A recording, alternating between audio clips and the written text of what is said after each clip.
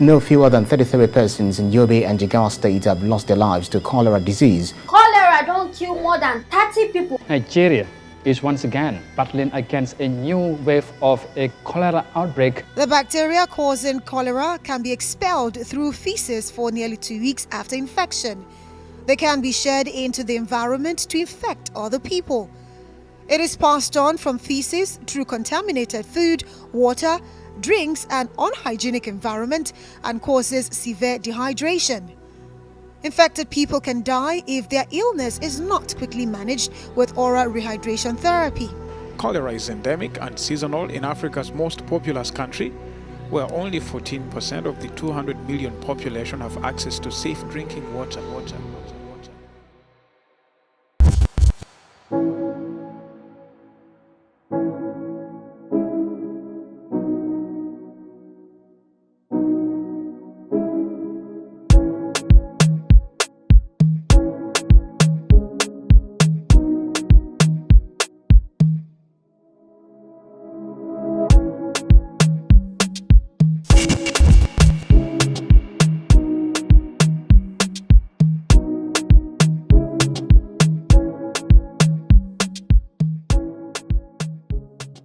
So I come here 2011. Okay. So I've gone to 12 years now. That you have been living here? Yes. Okay. When you got here, was there water? Was there government water in No, this place? there's no government water. They just took the water from, you just did private, they are selling it before. Okay. You go to buy a bucket, 10 naira, 20 naira. So now it's general now. You have money, you collect the water. A month, you pay 1.5.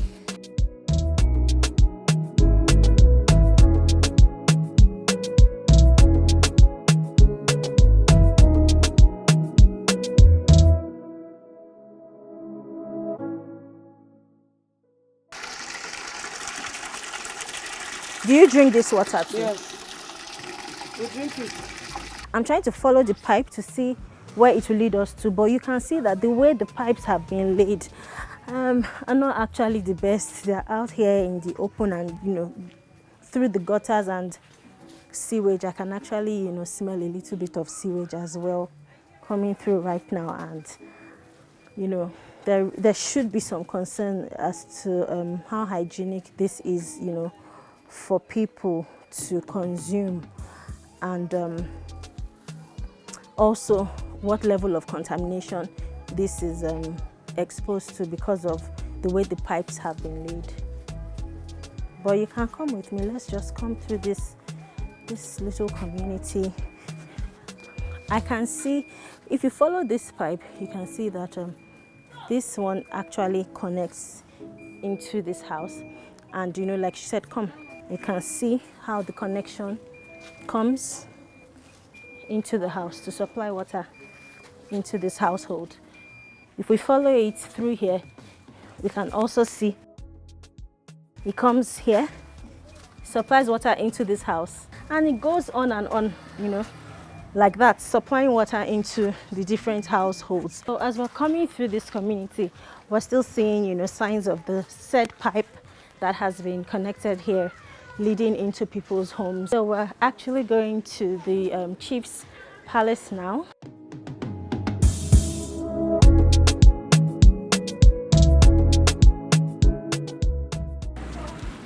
Just right over this gutter, you can see there's a burst pipe here as well, and you can see that some very simple attempts have been made at salvaging what is left of the pipe. I think it's actually a jarring contrast to the FCT, the main city, because this is not even outside of FCT, this is within FCT.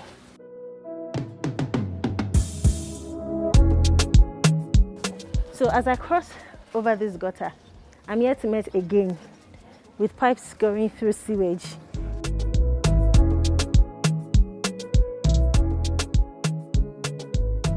We've come to the palace of the king. Okay. In front of the chief's palace, we have a borehole project, but you can tell that water has not run here for a long time because of the activity we are seeing right at the water point there. People have turned it to a place to dry foodstuff.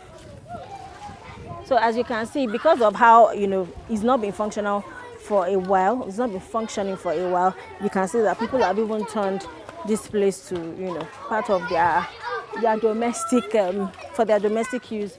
And where they're just taking the clothes off, you can see that this appears to be a construction of solar-powered prototype water supply scheme at Gishiri Community, Abuja Municipal Area Council. This is lot 50.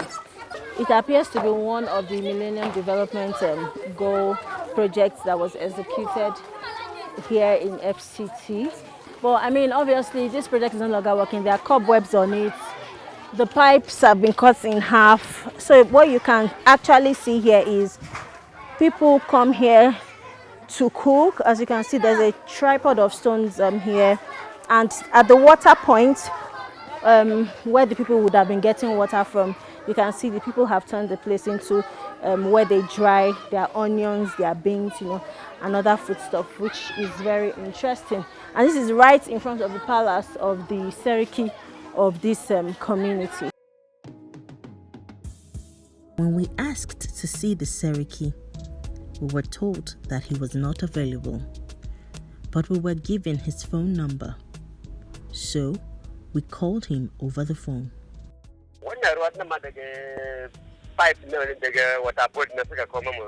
Okay, water board din ina kenan.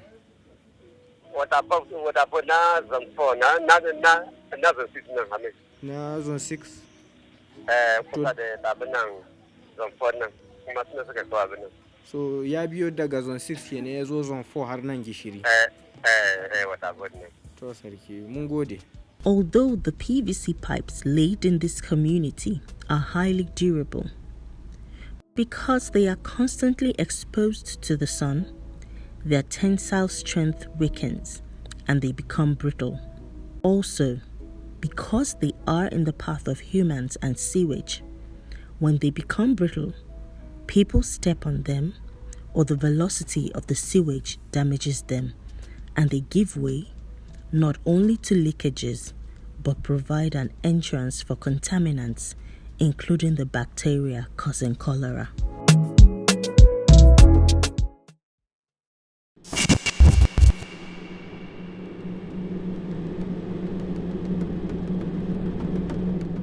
Some communities around the FCT still depend on dirty water for their livelihoods. Lanto is one of such. We're here at Lanto in Kuje in Abuja, and we're being taken by one of our fixers into a village where we want to follow up on a scoop. So, see, even little children, there are little children who have just come back from school, who have to go through these waters to get home. If you can just look at the face of the water, you can already tell that this is not water that is safe for consumption. Let's get to the other side of the village and we'll understand what the water situation there is like. Okay, we're now safely on the other side of this water, and then it's time for us to now make it into the village where we are being taken to. There's water coming out of this exhaust pipe. Some water has poured into the exhaust pipe of this motorbike.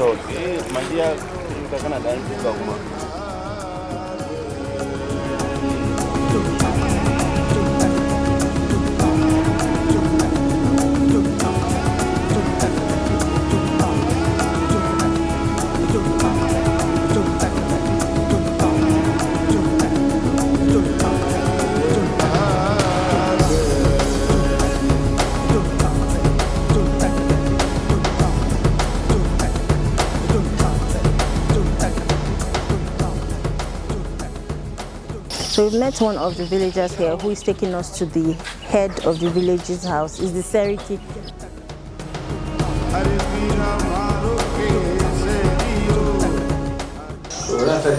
Muna zagayawa wurare ne da suke da matsalar ruwa inda babu ruwan gwamnati da ke zuwa.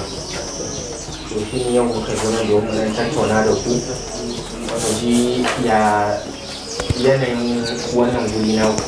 Iyaka biyu ne muna amfani da shi wanda na makaranta ya lalace. Kamar ya ce kwana 15 haka ya lalace kuma a sake kira masu yara a yi. Akwai wani dan karamin lafi nan. Da nan. Ya ba mu taɓa tsoron ba amma dole zai ba mu akwai lokacin da zai dame mutum. So the chief of this Lanto village has just had a conversation with us about the water situation here. They say they had a borehole that was donated to the community during the Millennium Development Goals project era, but that it didn't work for too long and it's been spoiled for almost 10 years now. And they have to depend on another manual pump for their water, and that one works sometimes, doesn't work sometimes, and then they have to rely on the river in the community for their water. So they're going to show us the borehole that has that is now no longer functioning, and then the river that they use as their alternative source of water here. So let's go.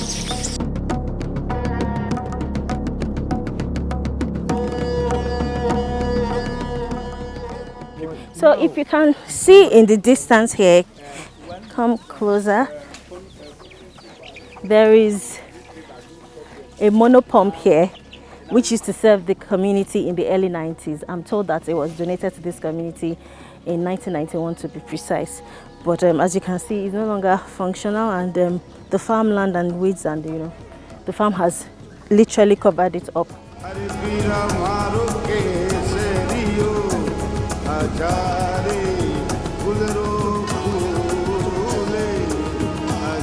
This borehole project was donated to the community during the MDG's era, but the solar panel spoiled and the village couldn't afford to fix it.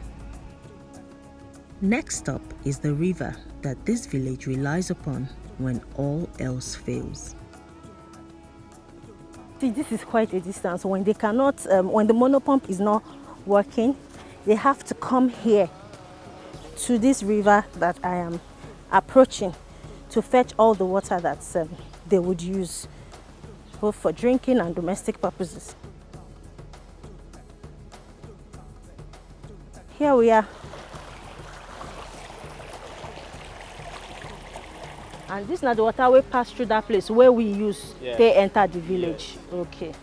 But if they come here, now here they come fetch water. If that pump where they inside village, no. Okay. Okay. So then we do, if we see, because we know that it doesn't stay long before it spoils, so we normally make science out of nonsense. That is, at this time, or let's say dry season, we do tell anybody that's fetching the borehole should use it for drinking, where this one should be stored for bathing. Okay. To reduce too much work for the borehole. But if that borehole now spoil, drinking or bathing now here, it clean. When you take it home for some hour, let's say it settle and give you a little clean than the way it is. And tummy no they disturb now, stomach no they disturb. For how long? So I think I would say before, if not, it's like, if I should say, I would say because of we are used to it, it doesn't feel the maybe stooling of our stomach. So I'm being taken to the site where the functional monopump is. I think what I find interesting about a settlement like this is that it is within the FCT. The city is literally just behind these hills, and for a community like this to still be going through this kind of water situation that looks like something from the 90s, many people will not believe that things like this still exist in Nigeria, but they do. So I'm right by the stand, the project stand for this monopump here in Lanto village, and this has been provided by the Kuje Area Council, as you can see on this board. And here is the monopump, the main source of water in this community. I'm told that right now it's been locked because of children that come around to play. It's working at the moment, but like we said, when it's faulty, the people have to rely on the water in the river. As we took one last look around the village, we came to the mosque that harvests rainwater. We're at the village mosque here in Lanto, and something that we found very interesting, which we also saw in the eastern part of Nigeria in the course of this investigation, is that they also harvest rainwater into this tank. So if you look up there, you can see connected to the roof of the mosque is a funnel that is connected to a pipe, and that pipe goes all the way into this tank and then supplies water for the mosque goers here. So I imagine, I don't know, is this the water that they use to do ablution when they come? Okay, so this rainwater is what they then use to do their ablution before they go in to pray.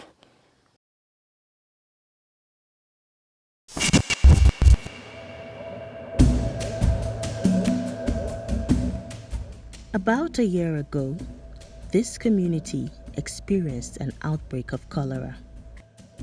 With the rainy season in full swing, I'm here to see what is on ground to help them prevent a recurrence of the outbreak. It's this Azokoro hospital that brings those drugs to us. They share it to household in case they drop some with the chief. That if anything happens, they even still drop it at the clinic, so that if something is coming, like these are the things they are going to use that will protect it. Prevent it. Oh, this one was made just last year. Yes. This is the compound where the first case was discovered. 4 people in total were infected here, but thankfully, none died. At the household where there was a cholera outbreak just under a year ago in this community. I'm told that they were, because of how close their water point was to where their toilet was, it created a sort of contamination that then led to the transmission of cholera to some members in this compound who are not presently around for me to speak with. But I'm told that since then, private individuals have stepped in supplying water and supplying medicine as well to the community to ensure that there is no longer, that outbreak of cholera.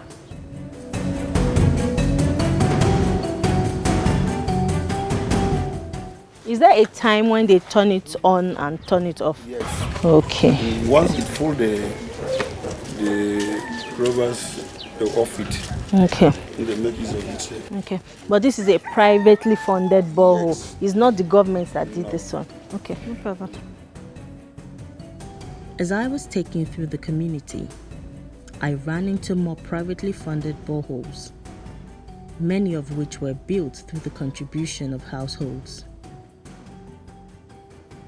Then we came to the one borehole built by the government. That Senate, he has one there, that they do. If you go there where there is blue something, those NGOs, human rights, they do it for us. Okay. Okay. So this is... Is this one still functioning? Yes, it's functioning. Okay. Okay.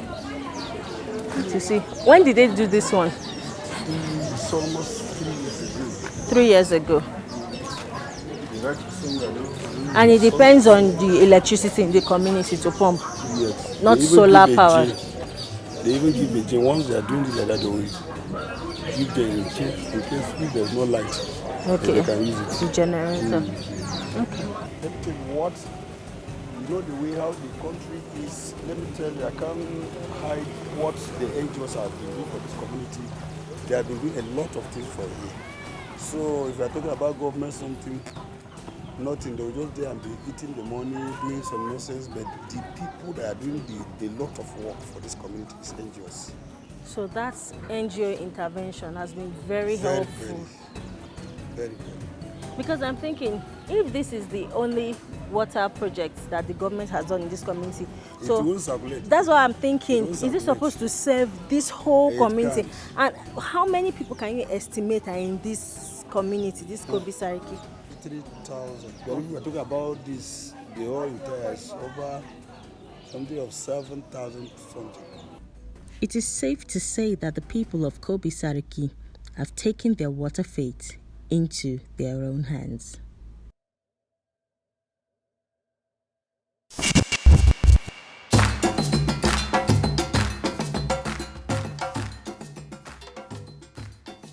One of the effective ways through which cholera spreads is through contaminated food.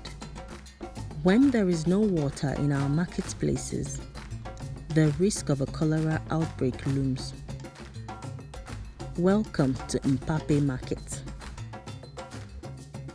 I'm inside the Mpape Market, and one of the major things that is most needed in markets is clean water, because they're handling food stuff, they're handling fruits and all of that.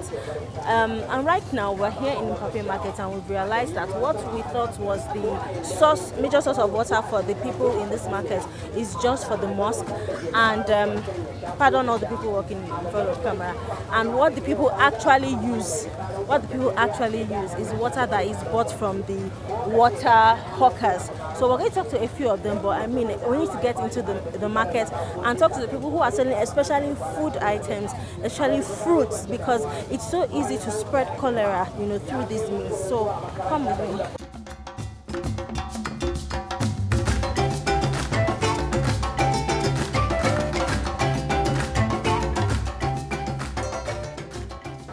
They buy this gallon.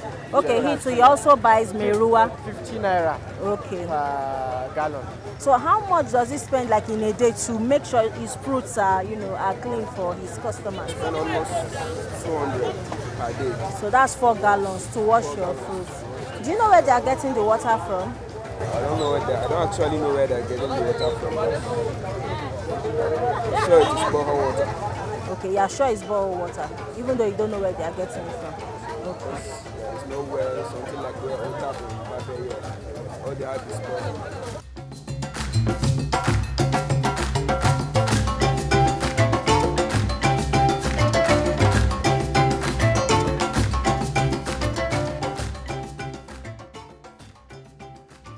We met one of the water hawkers who led us to a church within the market that sells water to hawkers like himself.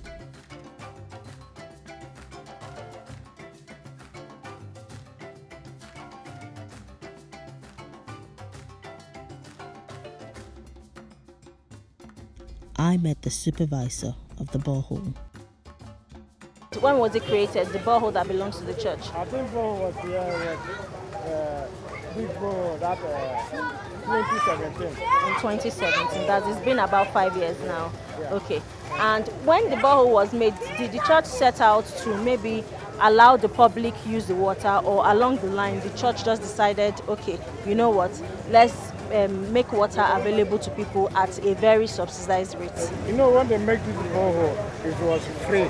It was free? Yeah, but when they have problem, like say NEPA, these other things, church used to pay the money. Then they decide that to raise small money, so that anytime when the borehole has problem, they use that money to repair it. Oh, that's interesting. So the money that you get from selling this water to the water vendors, the church keeps it for the maintenance of the borehole.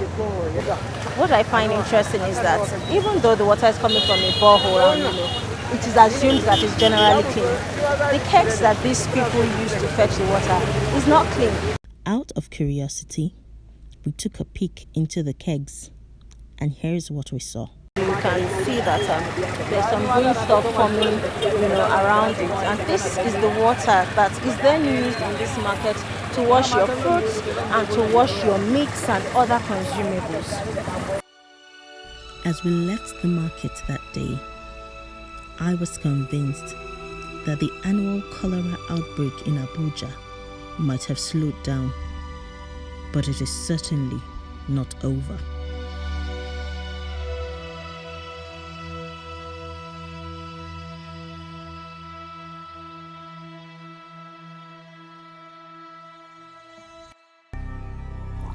On the next episode of the Water Manifesto. Shell's oil spill polluted the land and water in this community, and there's still a lot of cleanup that is yet to be done. My mother that died, when we went to the hospital, they told her that the water she take. This is your mother's grave? Yes. Wow. We are very about not less than 10% is confirmed.